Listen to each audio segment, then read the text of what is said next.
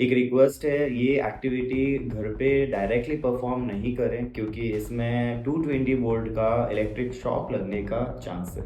इस एक्टिविटी को परफॉर्म करने के लिए मैंने एक सिंपल सा सर्किट डिज़ाइन किया है जिसमें एक bulb along with the holder, pin and this connecting wire. जब हम इसका स्विच ऑन करते हैं and if I touch both the wires to each other, these two red wires, then see the light will on.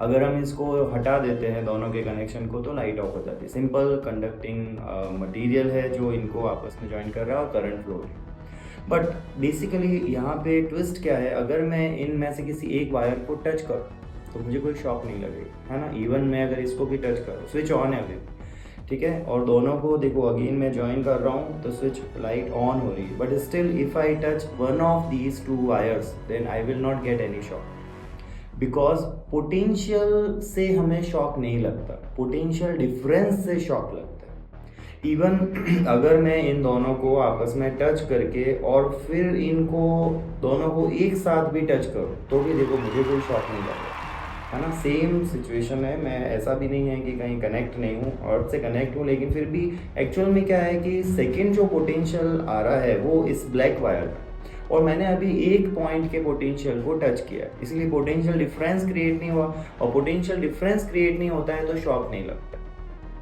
अगर मैं यहाँ से वापस इसको रिमूव करूँ तो सी ये दोनों वायर वैसे की वैसे दोनों को टच कर रहे हैं, है ना, कहीं कोई कनेक्शन लूज नहीं हो रहा है, ठीक है। और जस्ट मैं इसको एक बार टच करके और दोनों फिंगर से भी अगर एक साथ टच करूँ तो भी मुझे 220 वोल्ट की सप्लाई है ये ऑल्टरनेटिंग करंट की, जिससे एलईडी ग्लो होती है। लेकिन स्टिल इस 220 वोल्ट के होने के बावजूद भी हमें शॉक नहीं लगता। तो this is the electricity concept of potential and potential difference.